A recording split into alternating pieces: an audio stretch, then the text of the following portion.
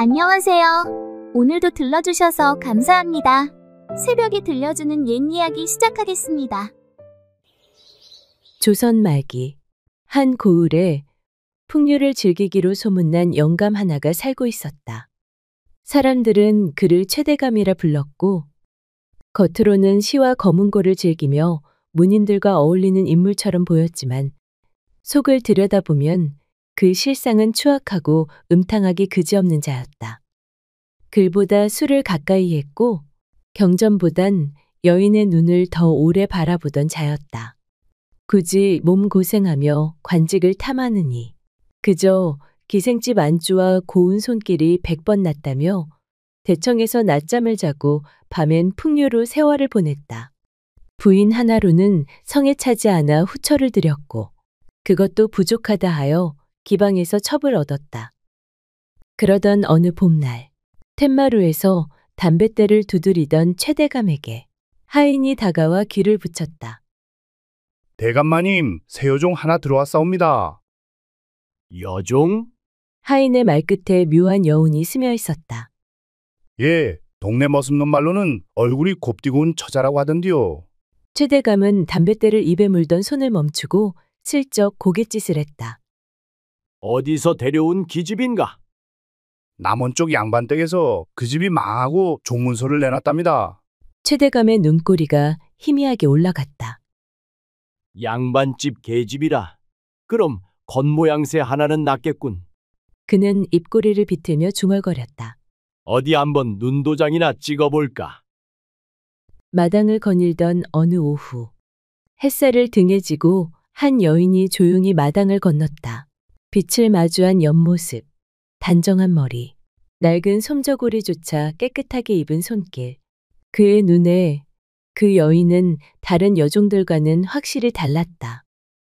눈길 한번 건네지 않았지만 겉으로 드러내지 않은 품위 같은 것이 있었다.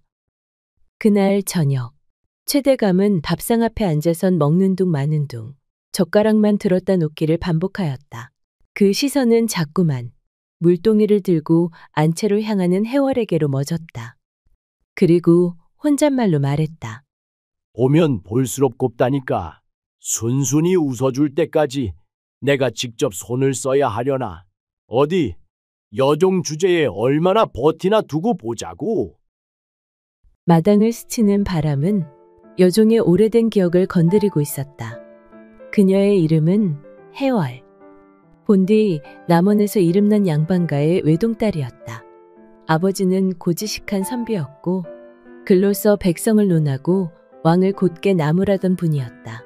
그러나 그 고든 뜻은 끝내 권세의 벽을 넘지 못했다.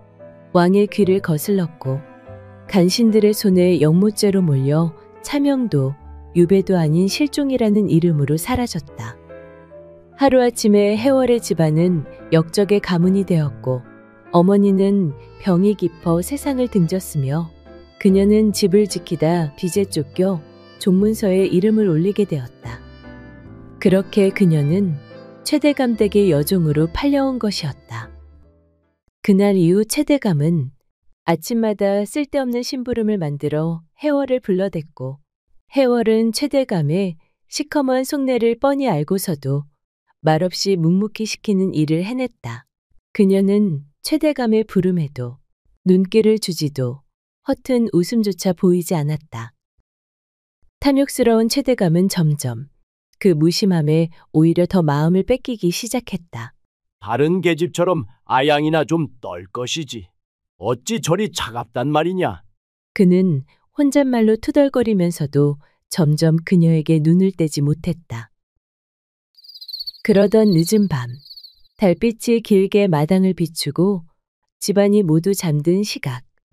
최대감은 비틀린 마음 하나를 품고 조용히 여종방 앞에 섰다. 바람도 숨을 죽인 밤이었다. 그는 문 앞에서 잠시 숨을 고르고는 조심스럽게 문을 열었다. 문이 열리자 그 안에는 웅크리고 잠든 해월이 있었다. 그는 까치발을 들어 조용히 문턱을 넘으며 누워있는 해월에게 속삭였다. 이 늙은이 마음이 외로워 그런 것이니 나를 나무라지 말아라. 해월이 눈을 뜨자 익숙한 노인의 가면 뒤 짐승 같은 탐욕이 훤히 드러난 눈이 보였다. 지금 못하는 것입니까? 아무리 제가 이 집의 여종이라 한들 어찌 대감이라는 분이 이리도 천한 짓을 서슴없이 하실 수 있단 말입니까? 하하, 내 참 기가 막혀서 네가 아직도 양반댁 핏줄인 줄 알고 사는 게냐? 그는 해월의 턱을 억지로 들게 하며 말했다. 양반이었든 종이었든 지금 네 자리는 내 집 종이다. 내가 부르면 와야 하는 종년일 뿐이란 말이다. 해월은 그의 손을 뿌리쳤다. 차라리 그 손에 죽는 것이 낫지. 저는 그따위 치욕은 감당치 않을 것입니다. 해월의 눈빛은 결연했고 그 안엔 두려움보다 먼저 분노가 이글거렸다. 해월은 온몸을 던져 도망치려 했으나 최대감의 소나기는 이미 그녀의 팔을 거칠게 움켜쥐고 있었다. 방 안의 문은 굳게 닫혀 있었고 바깥 세상은 너무도 조용했다. 눈을 감고 이를 악문 해월의 뺨 위로 굵은 눈물이 한 줄기 흘러내렸다. 그날 밤 창밖엔 비가 내렸다. 기와를 때리는 빗소리는 방 안의 숨죽인 울음과 짐승 같은 숨소리를 삼켜버렸다. 다음 날 새벽 최대감에게 짓밟힌 그날 밤 해월은 견딜 수 없는 수치와 절망에 사로잡혀 그 집을 뛰쳐나왔다. 말없이 치마자락을 꼭 쥔 채 해월은 짙은 어둠 속 산길을 무작정 올랐다. 외딴 절벽 끝 낭떠러지에 다다른 그녀는 안개 자욱한 절벽 아래를 말없이 내려다보았다. 이대로 뛰어내리면 고통도 기억도 모두 사라질 수 있을 것 같았다. 더럽혀진 이 몸 어찌 씻으리까? 모든 걸 다 잃었으니 사는 것이 죽는 것보다 못해. 한 발 내딛는 순간 누군가 뒤에서 그녀의 발을 덥석 붙잡았다. 이보시오.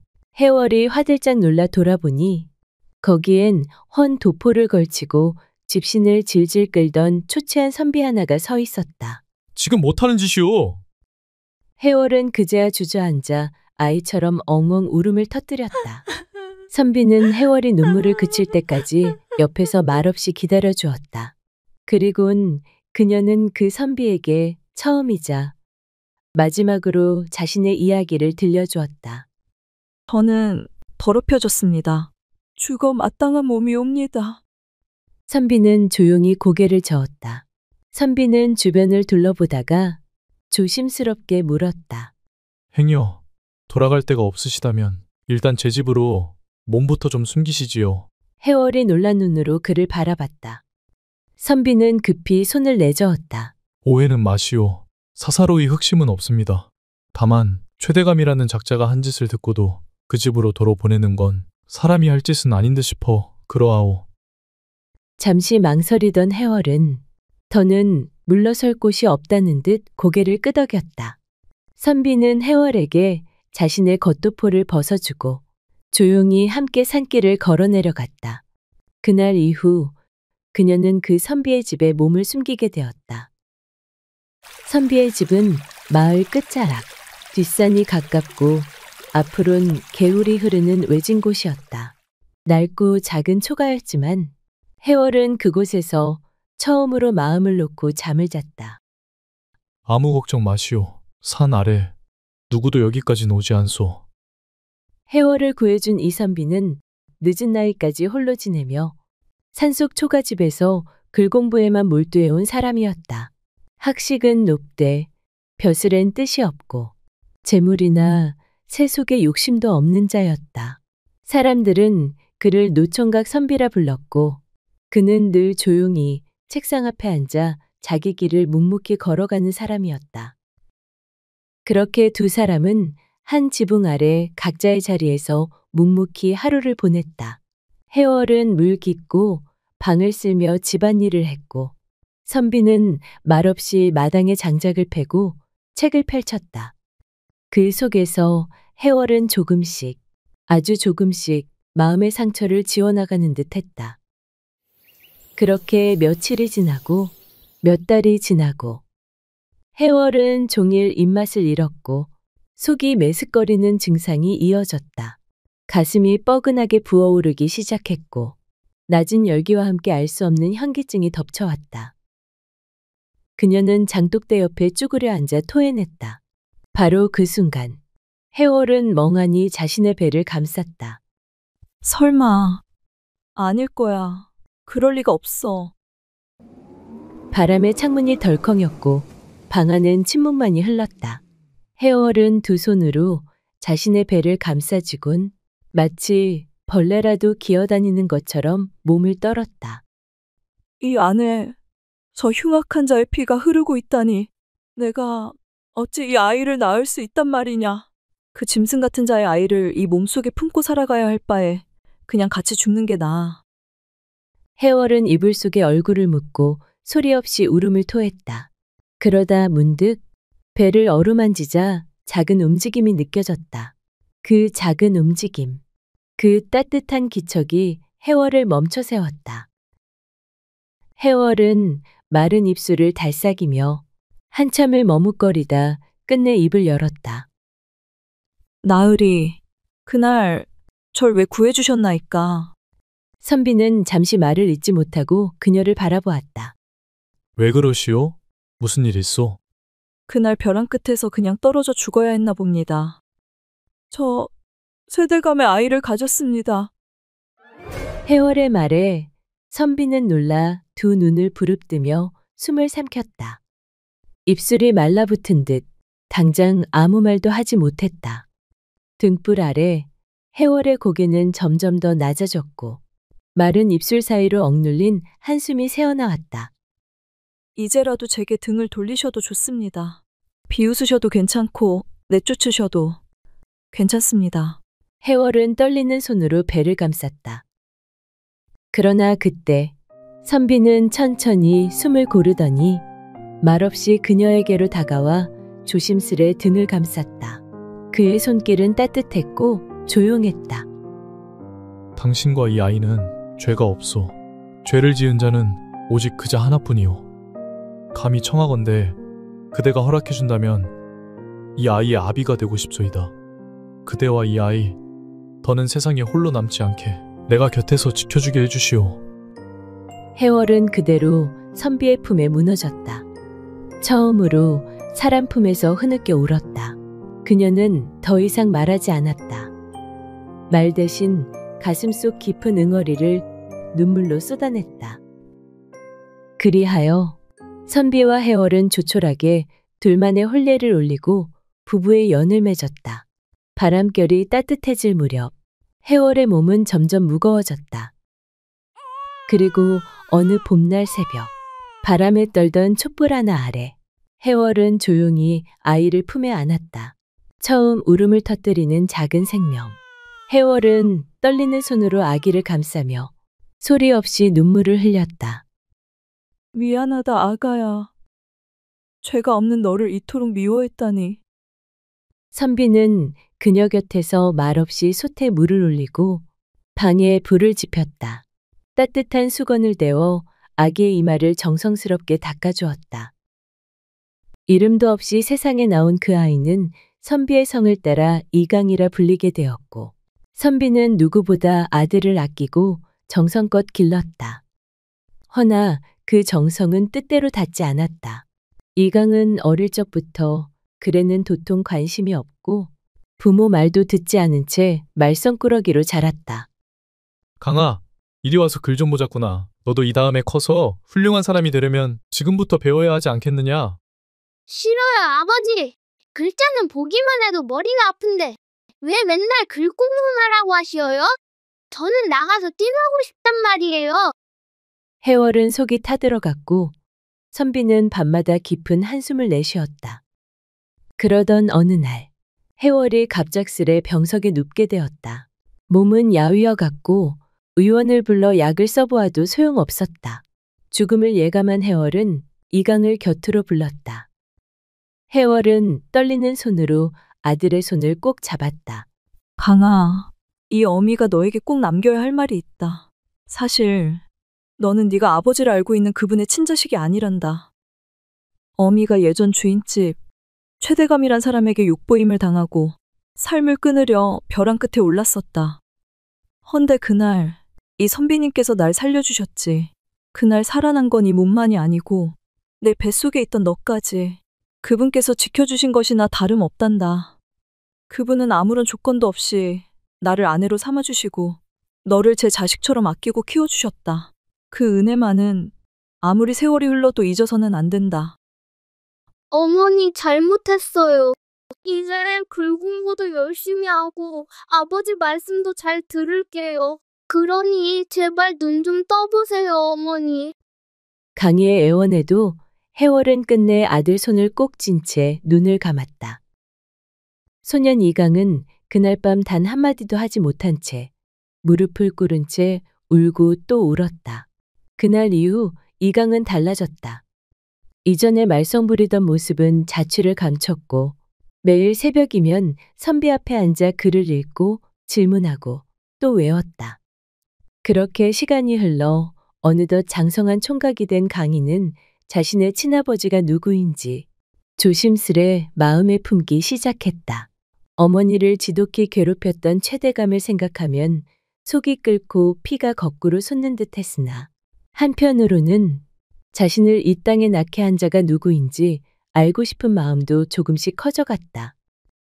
강희는 이 선비에게 며칠간 한양에 다녀오겠노라 말한 뒤 몰래 발걸음을 최대감이 있는 그 고을로 향하였다. 어머니가 끝내 돌아보고 싶지 않아 하던 그 마을. 어릴 적 가을이면 어머니는 노랗게 물든 은행잎을 한참 바라보고 말하셨다.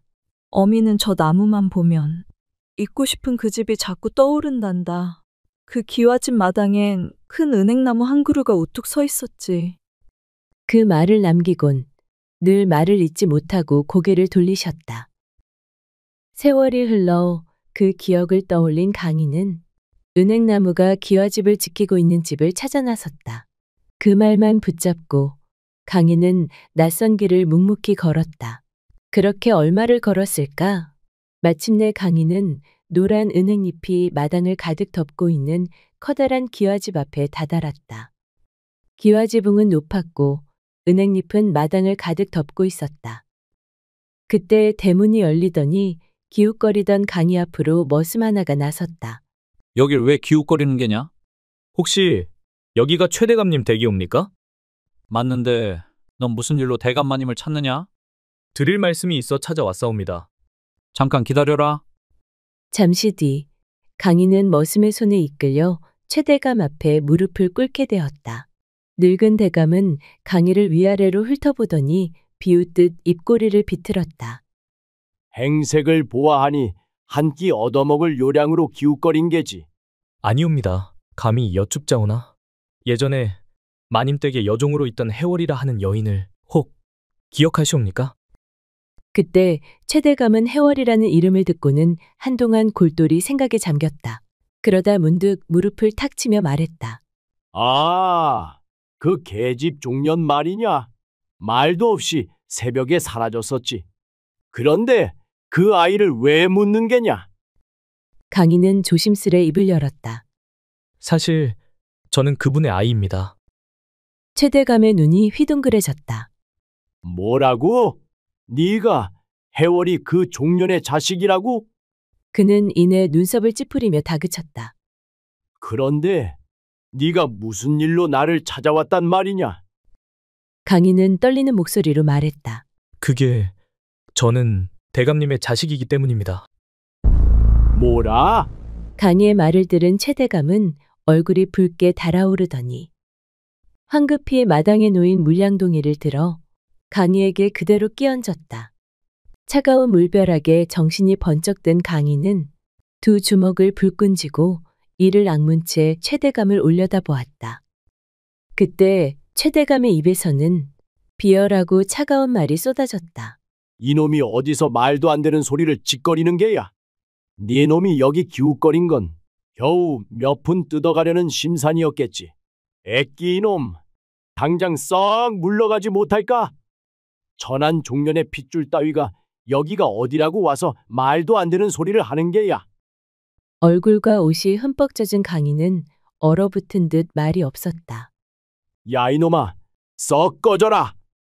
그러나 이내 부르르 떨리는 손으로 주먹을 움켜쥐고 조용히 일어섰다. 그토록 어머니를 괴롭히고 자신을 세상에 태어나게 한 자가 이토록 비열하고 교활한 자라는 것을 뼈저리게 깨달았다. 이런 자를 아버지라 생각하고 찾아온 내가 바보였다. 강인은 이를 악물었다. 속이 뒤틀릴 만큼 분했다. 겨우 한 조각의 정이라도 있을까 기대했던 어리석은 마음이 부끄러웠다. 돌아서 걷는 강희의 뒷모습은 그 어느 때보다도 무겁고 단단해져 있었다. 강희는 젖은 옷을 입은 채 그 마을을 벗어났다. 아버지라는 자는 차마 입에 담기조차 부끄러운 자였고 자신이 어리석었음을 깨닫는 데엔 하루면 충분했다. 진정한 아버지란 피를 나눈 자가 아니라 마음을 나눈이라는 걸 알게 된 순간이었다. 며칠 뒤 산골 초가집으로 돌아온 강희는 말없이 선비 앞에 엎드렸다. 다녀왔습니다, 아버지. 선비는 조용히 차를 따르며 물었다. 그자가 너를 알아보았느냐?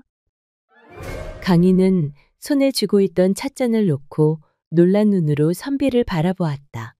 제가 그자를 만나러 갔다는 걸 어떻게 아셨습니까? 선비는 고요히 미소를 지었다. 굳이 말하지 않아도 언젠가는 네가 찾아갈 줄 알고 있었다. 사람이 피를 지닌 인연을 등지는 건 쉽지 않으니까. 강희는 고개를 숙였다. 헛된 짓이었습니다. 피를 나눈 것만으론 아버지가 되지 않는다는 걸 뼈저리게 깨달았습니다. 그래도 잘 다녀왔느니라. 그걸 깨달았다는 것만으로도 넌 이미 어른이 된 거다. 선비는 축 처진 강희의 어깨를 토닥여 주었다. 그날 이후 그는 선비의 길을 따르기로 마음을 굳혔고 학문에 매진하던 강희는 마침내 과거 시험을 치르기 위해 한양으로 길을 떠났다. 눈 내리는 겨울, 쌀이 눈 맞으며 시험장에 들어선 강희는 수많은 이들과 나란히 서서 운명을 써내려갔다. 그리고 마침내 홍패에 적힌 이름 이강. 그는 과거 시험에 당당히 급제하였다. 과거에 급제한 강희는 조정의 명을 받아 각지의 고을을 돌며 수령 역할을 하게 되었다. 젊은 나이였지만 백성의 고통을 귀담아 듣고 억울한 일을 제때 바로잡는 그를 백성들은 푸른 옷 입은 현감이라 불렀다. 그렇게 몇 해를 지나 강희는 낯익은 이름의 한 고을로 부임하게 되었다.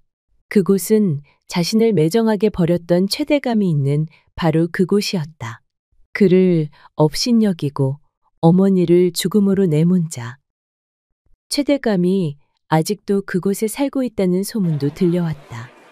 부임한 지 얼마 지나지 않아 마을엔 묘한 소문이 돌기 시작했다. 밤마다 기방 여인을 부르고 서당선비 아내까지 말도 마시오. 아니, 늙어도 돈이 많으니 죄다 겁박하고 끌어들이지. 그런 자가 대감이라니 추하다 추해.